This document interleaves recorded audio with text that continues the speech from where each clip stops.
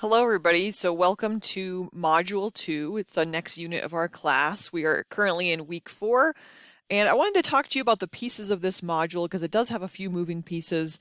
But the first thing that we're focusing on is the proposal. So, the proposal is you're letting me know formally what do you want to research for the rest of this term. So, you can choose something different than what you chose for the précis. That one you can consider more practice for research.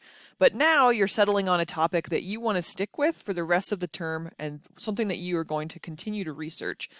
And don't forget, it has to be argumentative research. It can't just be a research question that's answered with a yes or no. And more details about that are in our week 2 video. And there's some slides there as well. But you're letting me know what you want to research for the rest of the term. That's part 1. The next part is a presentation. This one happens next week in week 5, but the presentation is essentially you're sharing that proposal with the class and you're letting us know what did you settle on for research? What do you want to learn more about and share with us during your presentation? I'm going to go over that prompt in a little bit.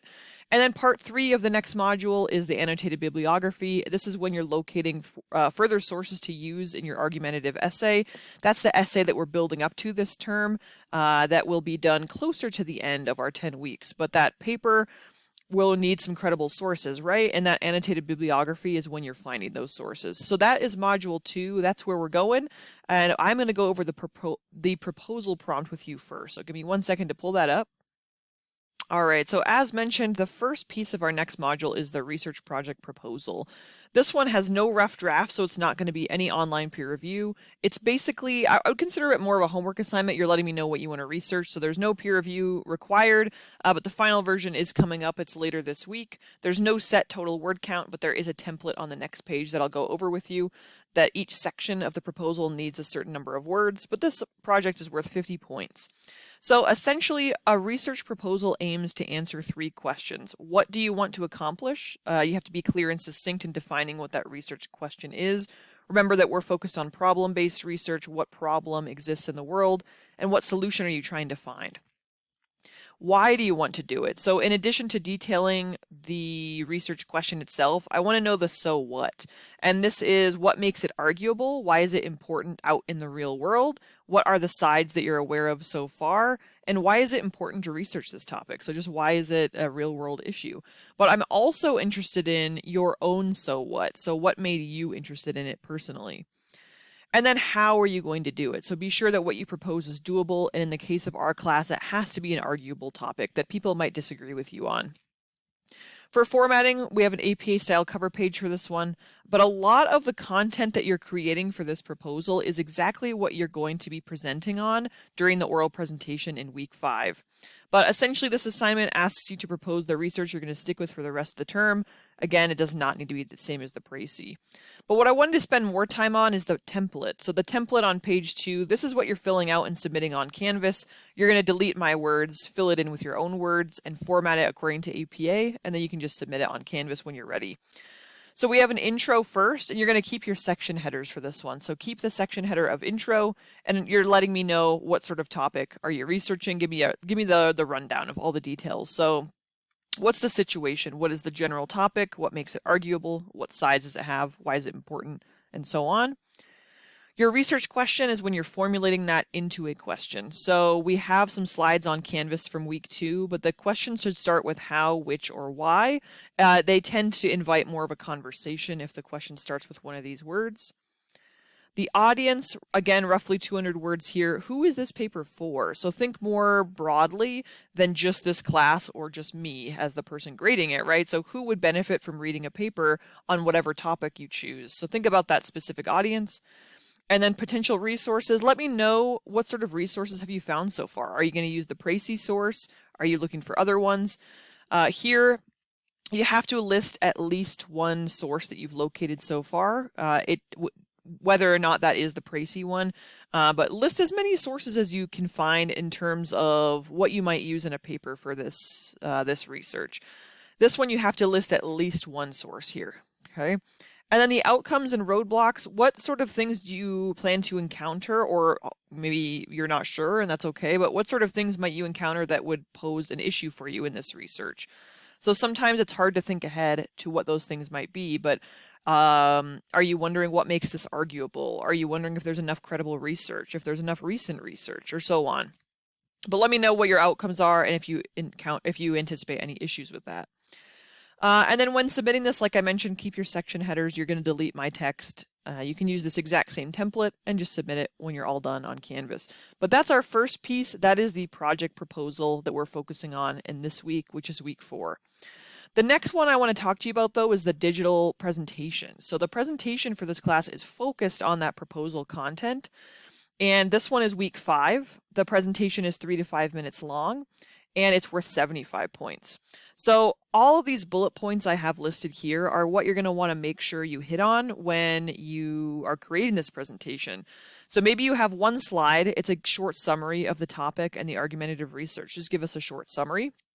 The next slide will hopefully explain what interests you, right? So this is the so what for yourself, but also for the world. So what interested you about the topic? What are you trying to find a solution for? What makes this an important real world question or real world problem that's worth solving? Explain what you're arguing for or against if you know it at this point. And that's really important because for research that we're doing in this class, it's okay if you don't know what your argument is yet. We're still pretty early on in the term. And that's the whole point of researching, is to find out what you want to argue. So if you don't know what that is yet, that's okay, but just give us an idea of what are some of those things that make this topic arguable. Let us know what your research has taught you so far by discussing sources you have found. And I have a note here, the annotated bib is not due until after the presentation. That's the next thing I'm going to talk to you about, but it's important to be still locating sources that you might use. So let us know what sources have shown you so far. Explain who your target audience is.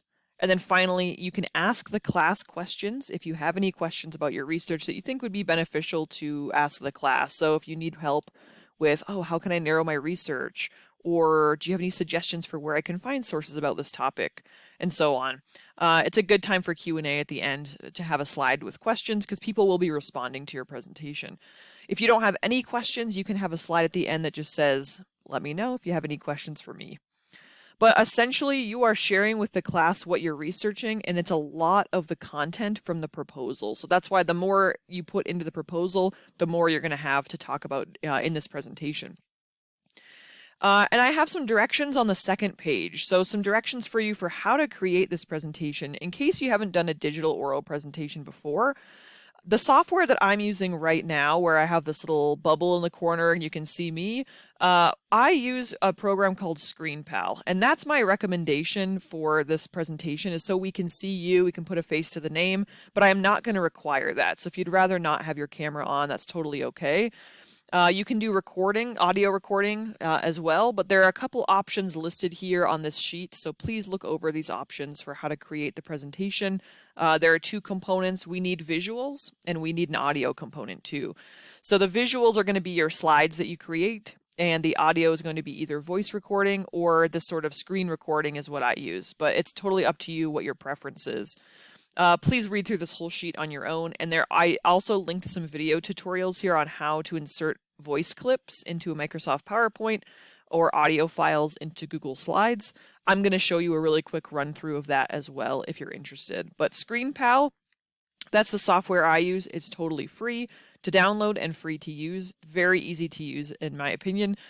You can always email me if you have questions and I can help you out because I'm pretty familiar with it. But let me show you really quick how to add audio clips into Microsoft PowerPoint if that's the direction you'd rather go.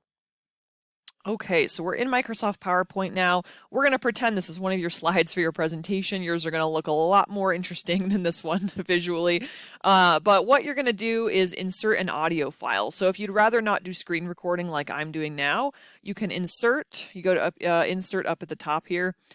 Go over to audio right here.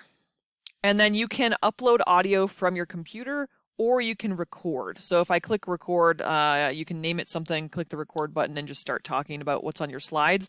That's a pretty easy way to do audio clips for this one. And what it will do is it will insert a little picture of a microphone and you can move it around and put it where you want it on the slide. And whoever is watching your presentation, they just need to click on it and it will play your audio file. So that's one way, totally fine if you'd like to do that for the presentation. The last prompt that I wanted to go over with you today in our week 4 video is the annotated bibliography. And you'll see a note on here that says this writing assignment is not until week 6, but I wanted to look ahead a little bit because it is important, and all of the pieces that we're doing in this module, so the proposal, the presentation, and the annotated bib, they're all related to each other. So I think it's helpful to look at them all at the same time. This one we are going to have a rough draft for the annotated bib where you are doing online peer review again.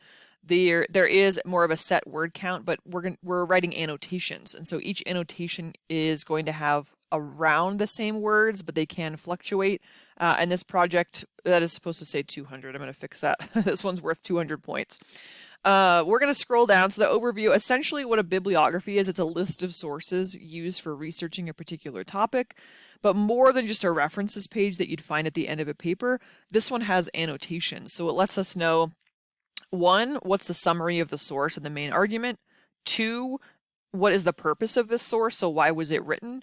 And then 3, you get to reflect on how do you think this source will help you in your research or fit into an essay that you're writing about your chosen topic. So those are the 3 steps that you're doing for each annotation you're writing. For this one, you need 6 sources. 5 of them have to be from a scholarly database. That's going to be something like Google Scholar or Academic Search Complete from the OIT library. The Précis source cannot be reused for this assignment, but all the sources you're finding for the annotated bib, it's my hope that they will be useful for you when you get to the paper that we're writing later this term. It's APA format, and if you scroll down, you'll be able to see a template and a sample annotation. So this is what an annotation looks like. We have an APA style reference entry, and right below that, it looks really similar to the Précis actually, where it's split up into paragraphs below, and it's 3 paragraphs per source for this one. You'll notice this one's 194 words. They can fluctuate. I would say around 150 words is a good thing to aim for each annotation, but you're not limited to 4 sentences anymore. So for the Précis, that one was 4 sentences long. This one, it's as many sentences as you need to explain the source. So that is the annotated bib. Please let me know if you have any questions, but I hope this walkthrough was helpful for where we're going, looking ahead for not only this week, but the upcoming weeks as well. So let me know if you have any questions about your proposal, but good luck researching, and I look forward to seeing what you come up with.